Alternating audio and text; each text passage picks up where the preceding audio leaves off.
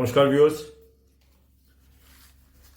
आप जानते ही हैं एनवायरनमेंट के संरक्षण के बारे में तो बहुत कम लोग बोलते हैं, काफी लोग बात करते हैं। इनफैक्ट पर्यावरण के बारे में बहुत लोग बात करते हैं, पर एक्शंस कुछ ही लोग ले पाते हैं। बहुत कम लोग ही हैं जो इसमें इन्वॉल्व रहते हैं, इसके बारे में वर्क करते रहते हैं, इसके बारे में कार्य करते रहते हैं और तरह तरह की स्कीमें लाते रहते हैं, काम करते रहते हैं। ऐसे ऐसे लोग हैं जिन्होंने जंगल तक उगा दिए, ऐसे ऐसे लोग हैं जिन्होंने लाखों पेड़ उगा दिए। ऐसे भी लोग हैं जिसमें महिलाएं भी हैं जिन्होंने पानी का संरक्षण किया, कंजर्वेशन किया और किसी न किसी तरह अपनी सोसाइटी को लाभ पहुंचाया और उसको एग्जिस्ट करने में फायदा किया। अभी इसी तरह का एक उदाहरण आया है, वो मैं आपको बताता हूं। कुछ आपको पर्यावरण के बारे में, पर्यावरण को कैसे संभाला जाता है, उसकी कुछ स्टोरी सुनाऊंगा, उसकी कुछ कहानियां सुनाऊंगा या उसकी कुछ न्यूज सुनाऊंगा, आप कह सकते हैं। उसकी कुछ खबरें सुनाऊंगा जो लोगों ने एक्शन लिए और उन्होंने अपने एनवायरनमेंट को बचाया, अपने पानी का संरक्षण किया और कई कार्य किए। इसी तरह का एक गांव है जलगांव, एक महाराष्ट्र में एक जिला है जिसमें काफी पानी का संकट है। जानते हैं वहां पर ट्रेनें जा रही थी पानी की और ये सब है। उसकी एक तहसील थी आपनलेद। वहां जलस्तर लगातार गिरता जा रहा था, किसी तरह का पानी का कोई संरक्षण नहीं था। कुएं, बोरवेल वगैरह सारे खाली होते जा रहे थे एक एक करके। महिलाओं ने सोचा कि यार ऐसे कैसे काम चलेगा। बेचारी किलोमीटर से पानी लाती थी, कई दूर किलोमीटर से, मतलब काफी दूर से वो पानी लाती थी और परेशान होती थी। 2021 में उन्होंने डिसीजन लिया कि हम कुछ ऐसा करते हैं जिससे पानी का कंजर्वेशन हो, पानी का दोहन होने से बचे। 2021 में उन्होंने एक संस्था बनाई जिसका नाम था MST, महिला हाउसिंग ट्रस्ट। इसमें 41 मैनेजर्स थे। इसमें टोटल 40 मैनेजर्स उन्होंने बनाया, आपस में अपॉइंटमेंट किया, जिन्होंने पानी का जल स्तर बढ़ाने के लिए कार्य किया, काफी एक्शंस लिए। उन्होंने सर्वे किया, एरिया का सर्वे किया और कार्य करना स्टार्ट किया। उनके कार्य करने से 1 से 1.5 मीटर जल स्तर बढ़ गया और आमरनेर की तहसील में फिलहाल 40 मैनेजर्स हैं जो ये काम करती हैं। वो वाटर मैनेजर कहलाती हैं। वो बैक्टीरिया, पीएच और आदि के चेक करती रहती है पानी में, TDS वगैरह भी चेक करती हैं। जो प्रोग्राम मैनेजर होती है वो यूं कहती हैं, जो मतलब इनकी जो हेड थी, प्रोग्राम मैनेजर थी भारती भोंसले, वो यूं कहते कि यहां पे जो नदी थी, आमनेर की जो नदी थी, वो ज्यादातर सूखी रहती थी। और जब वाटर मैनेजमेंट का प्रोग्राम शुरू किया उन्होंने, तो ये थोड़ा थोड़ा पानी कंजर्व होने लगा और 1 से 1.5 मीटर स्तर बढ़ना।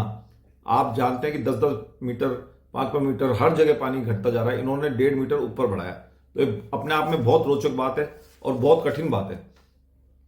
इससे हम लोगों को सीखना चाहिए। महिलाओं ने जल प्रबंधन सीखा, वाटर कंजर्वेशन सीखा, टेक्नोलॉजी सीखी, वाटर हार्वेस्टिंग सीखी। इन्हीं 40 मैनेजर्स ने 21 बोरवेलों को उन्होंने रिचार्ज किया। उन्होंने वहां के म्युनिसिपल कॉर्पोरेशन का टैक्स भी चुकाया और लोगों को वाटर कनेक्शन भी दिया। तो अपने आप में एक बहुत बड़ी कहानी है। एक औरतों का एक ग्रुप है जिसने ये काम किया और किसी तरह से लाभ पहुंचाया, सोसाइटी को लाभ पहुंचाया, उसको जीने का एक साधन दिया।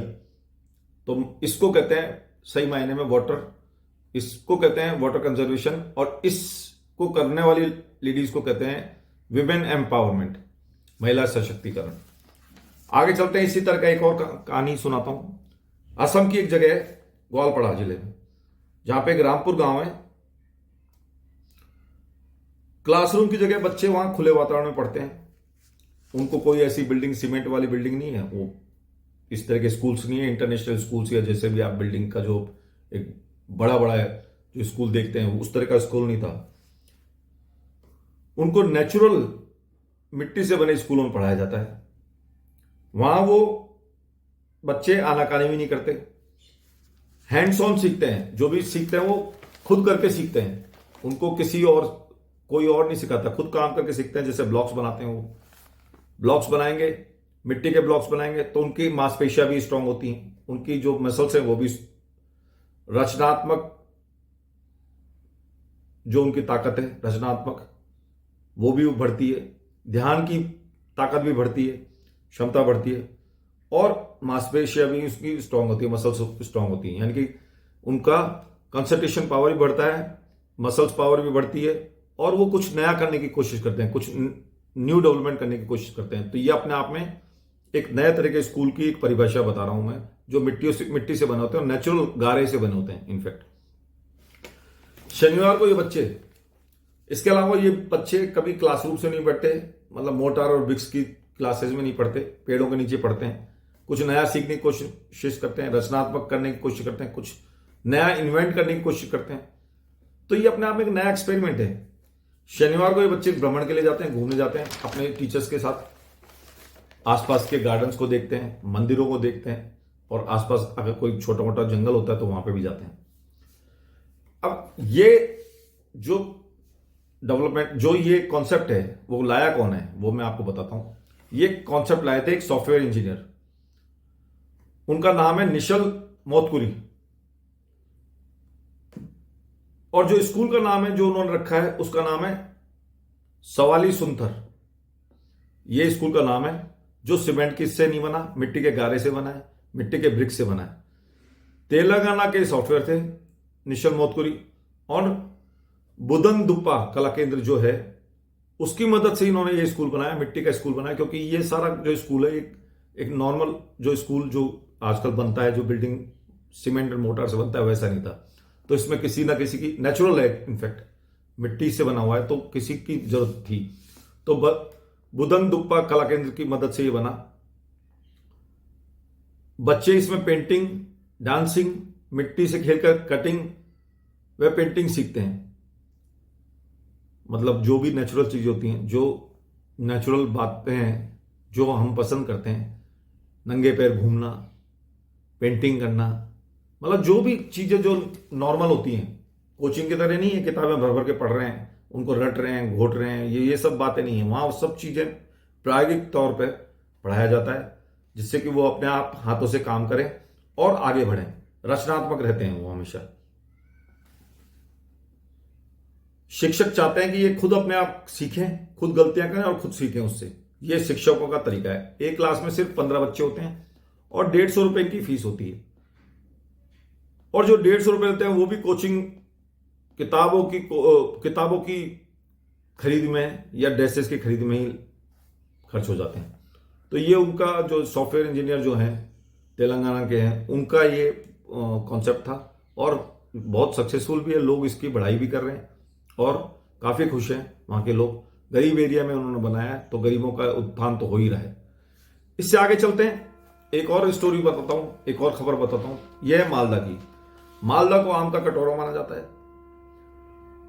1000 बागवान ऑर्गेनिक, पहली बार ऑर्गेनिक खेती करने जा रहे हैं, जो ऑर्गेनिक आम उगाने जा रहे हैं, जिसका एक्सपोर्ट बहुत जल्दी ब्रिटेन और मिडिल ईस्ट में होने वाला है। यानी कि ऑर्गेनिक जो आम उगेंगे इन मालदा जगह पे, वहां पे वो सारा एक्सपोर्ट होगा। अब जो मैंगो मर्चेंट एसोसिएशन का अध्यक्ष हैं प्रेसिडेंट उज्जवल शाह, उन्होंने ये बताया कि हम लोग एपेडा एक ऑर्गेनाइजेशन है जो हॉर्टिकल्चर में विश्वास कर रखती है, हॉर्टिकल्चर पे काम करती है, बागवानी पे काम करती है। हॉर्टिकल्चर डिपार्टमेंट से भी इन्होंने मदद ली, और 1.35 लाख मैट्रिक टन से ज्यादा आम उगाने का इनका भी उगाने का प्लान है। आगे 1.35 लाख 1.35 लाख मैट्रिक टन ये उत्पादन करेंगे आम का, ये उनका तय हो गया है।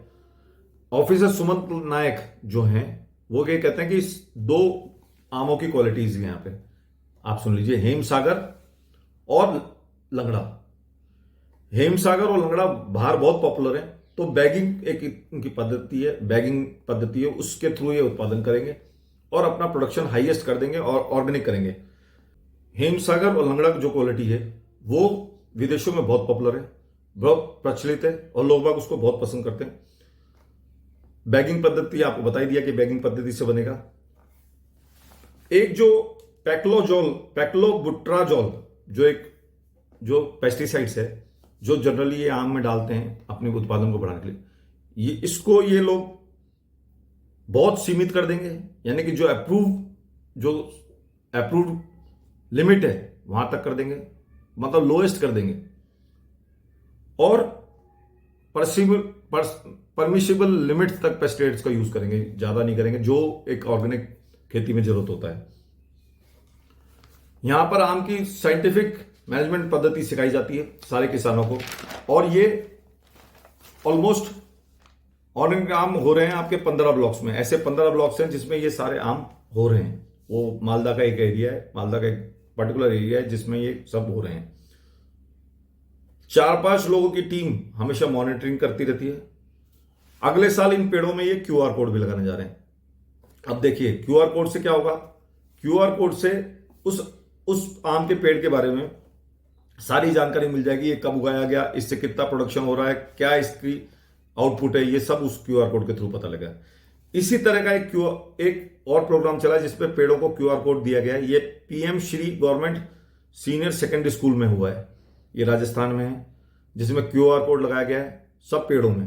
क्यूआर टैगिंग से क्या फायदा होता है, क्यूआर कोड कह लीजिए या क्यूआर टैगिंग कह लीजिए, इससे उस पेड़ों की जो भी पेड़ लगे हैं उसकी जानकारी मिलती है। कब, जैसे मैंने अभी आपको बताया कि कब उगाया गया, इसका क्या प्रोडक्शन है, या इसमें क्या क्या डेवलपमेंट्स हैं, क्या कीड़े लगते हैं, कौन सा किस तरह से ये हर्ट होता है, कितनी इसकी ग्रोथ हो रही है, ये सब बातें उस क्यूआर कोड के थ्रू आप जान सकते हैं।